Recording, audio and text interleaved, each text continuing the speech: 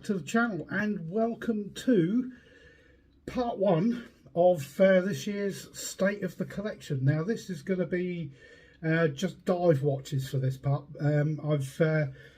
Last year I did it all in one go and I thought the video was quite long, and this was already looking quite long, so I've split it and we will do, as I said, dive watches for this section, and then the next video, which will probably come sometime after Christmas, I will do everything else. There has been some changes. I noticed that last year I said that various watches were staying in the collection, weren't going anywhere. And one thing I've learned is never say never. Yeah, there's been some changes. Yeah, there we go. But yes, we're rapidly coming to the end of 2022. So just want to say thank you very much to everybody for all your support, and new subscribers, old subscribers, those that have been with me from the beginning. You guys deserve a medal. But yes, thank you very much for watching and for subscribing and for commenting and all the rest of it. But yes, without further ado, let's get on with State of the Collection, Part 1, Dive Watches 2022. I will see you on the other side.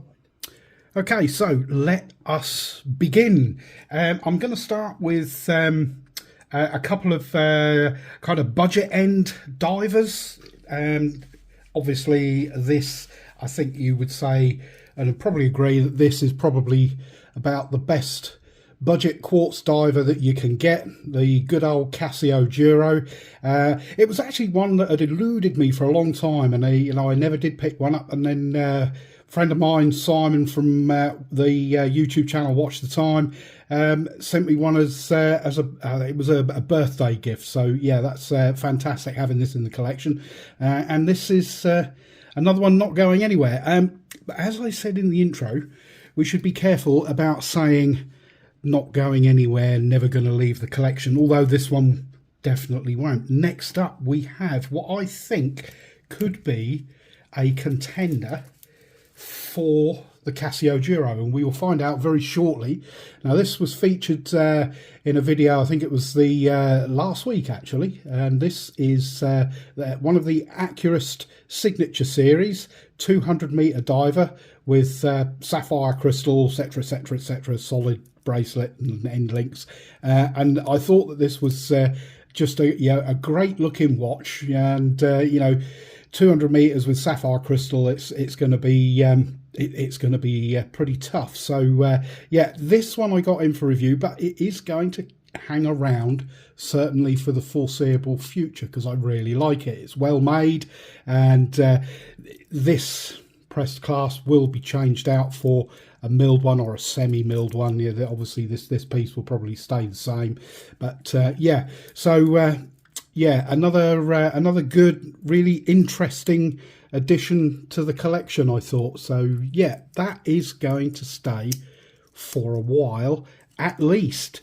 Then moving on, this is the only Chinese special which I have kept recently, the San Martin SN007, which is a lot of people say it's a 62 mass homage. That's kind of what it's known as, but it's actually pretty much the same as the SPB 143 or something like that, I believe it is.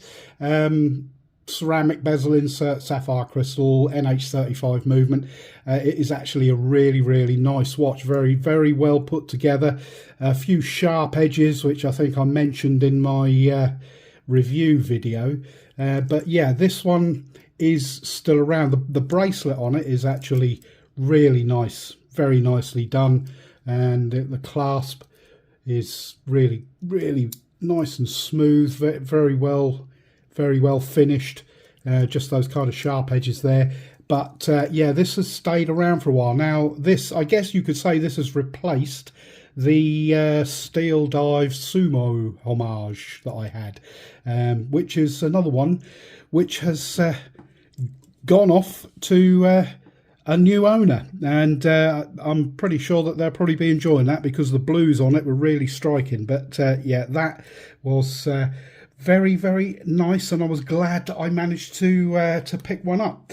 Now then, next we have a Seiko 5 Sports, which is the sand or whatever colour dial you want to call that, with that kind of fume effect. This is I've got it in my collection. It's actually my wife's watch, but we do tend to share it.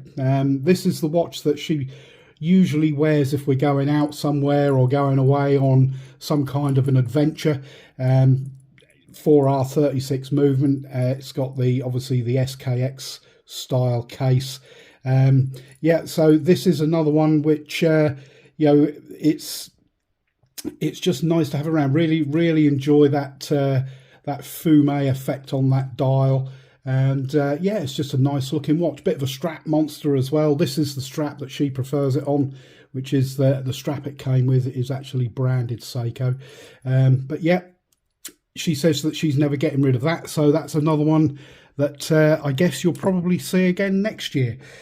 Then moving on, I'll do another Seiko 5. I have another Seiko 5 Sports. This is one which has survived the year. This is one that was bought for me as a birthday present by my wife. Had one or two issues with the bezel on this. It actually got stuck, but managed to sort that out without too much of a problem. Managed to pop the bezel off, and I couldn't really find what the issue was, but dropped a little bit of silicone oil in there and it was absolutely fine. Everything about it, you know, case size and shape and everything is exactly the same as the other one.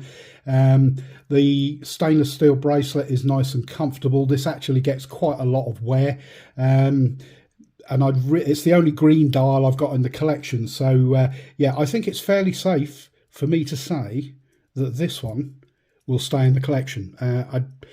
It was a gift from my wife, so it's not likely to be going anywhere. And then next up, we will do, oh yes, now then, Orient was another brand which for some reason that I don't know about, I can't fathom it, I'd never really had one, so I put that right this year and got myself an Orient Kano. Now everybody was saying that the Orient Kamasu was the one to get, and I kept looking at it, and to me it didn't really speak to me. I mean, I know it's got sapphire crystal and all the rest of it, but I actually preferred the aesthetic of this one. It came on a rubber dive strap, which, you know, the branded Orient one, which is actually quite nice. It's nice and soft and supple, but currently I've got it on this this orange and blue stripy nylon strap of the name we're not allowed to mention, but yeah, I think it actually really does suit that very well. It's an absolute fantastic summer watch, and does it during the, you know, the warm summer weather. This does get a lot of wrist time, and that I really like the sunburst blue dial on that. It does pop really well. Nicely done, nicely put together in a lot of ways.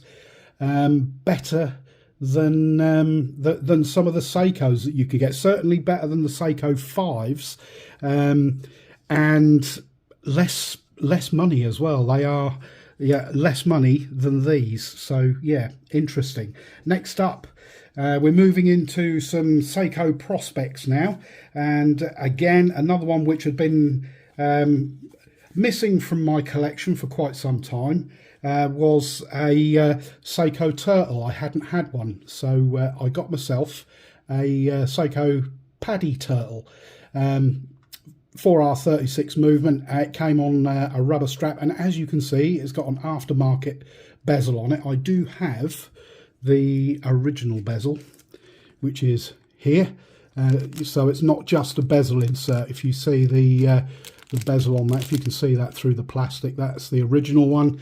And the one that is on this is a coin edge bezel. Now I've not done a video specifically on this. Yeah, I mean, it's just a watch in my collection, and because it's not original, you can't basically, it's not one that you can go out and buy. But if you would like to see a video on this, then let me know in the comments, and maybe we'll get a full video done for it in due course. So continuing, we have got right, now this is an interesting one. This is a Seiko Mod. It's everything is aftermarket. It's an aftermarket case, which is the I think it's the Marine Master 200 case. It's got the kind of the 62 mass style dial on it. All stainless steel bezel, stainless steel bezel insert, coin edge bezel as well. No screw down crown, sapphire crystal, which is nicely domed, and another watch which I really enjoy wearing. Nice bracelet. The bracelet actually came from AliExpress, and it's really it's not bad at all. It's very, very similar actually to the one that's on the San Martin, and yeah, but it's yeah, another watch which I really do enjoy, and also it seems to be a little bit of a fan favourite on Instagram, because whenever I put it up, it always gets an awful lot of likes.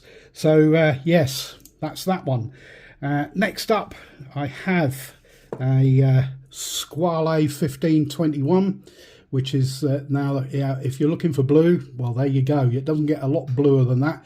This is an absolutely fantastic watch. Wears really well. It came on the mesh strap, but I've also got a nice Crazy Horse leather for it, and also a Italian rubber, which is if you could smell through the camera, that's actually infused with vanilla. Very cool. But yes, really like this. I was a bit concerned about whether I was going to like all the high polish, because I didn't go for the bead blasted one, but it's all polished. Everything is polished on it, and I really, really like it. You know, if you're worrying about scratching and all the rest of it on the high polish, don't. You know, if it's been stopping you from getting one, I would absolutely recommend it. You know, it's actually really, really nice, very comfortable, does get a lot of wrist time, and yeah, it's I guess the most premium of the divers that I've got in the collection currently, because as I said in the intro, some things have gone, and you will notice that the Black Bay is gone. Those of you that followed the channel for a while probably already aware of that, but that was another one which, even though I'd been after it for kind of 7 years, in the end, after owning it for a couple of years, decided to move it on. Then there's this one, which is the Seiko Samurai, which is the limited edition, the Blue Lagoon. This is a one, there's various videos on this. This was one that was kind of buyer's regret, because sorry, buyer's regret, seller's regret, that's more like it, because I bought one when they first came out in 2017, and they sold out really quickly, and it was the first of the Samurais to have the 4R35 movement in. Prior to that, the original ones had the 7S26. But yes, limited edition, 6,000 pieces worldwide, and when they came out, they were selling for a premium, and I think I said this in the SOTC from last year, I got greedy and instantly regretted it, and took me 2 years to find another one, because not many people sell them on. Really, really like the little yellow accents at the 12, 3, 6 and 9, and on the end of that seconds hand, and the sunburst dial on this is absolutely phenomenal. And the Samurai case is one, well, I think it is my favourite case for from Seiko. I really love the aggressive angle, the way that drops down, and the same is repeated on these crown guards. Yeah, just a really, really cool watch. If you were thinking about getting a Samurai and worrying because it's kind of 43, 44 millimeters, don't worry too much, because the lug to lug is, I believe, about 46, maybe 47. So they actually wear very, very well. So yes, Seiko Samurai. That is my diver's watch collection. My collection is dive watch heavy, but I will do another video which is going to feature kind of everything else. And there's all sorts of different things in there. So yeah, stay tuned for that. But yeah, there we go. Which one is your favourite? Is there anything there that you don't like? Anything that you kind of, now you've seen them, you go, do you know what? I'm going to see if I can get one of them. Let me know in the comments. But yes, that is it for the state of the collection as far as the dive watches goes. Again, thank you very much for your support throughout the year. It's very much appreciated. I will be back with State of the Collection Part 2 in a future video, which will probably come early part of next year. And yeah, please like, comment, subscribe, and I will see you all in the next video. Cheers for now.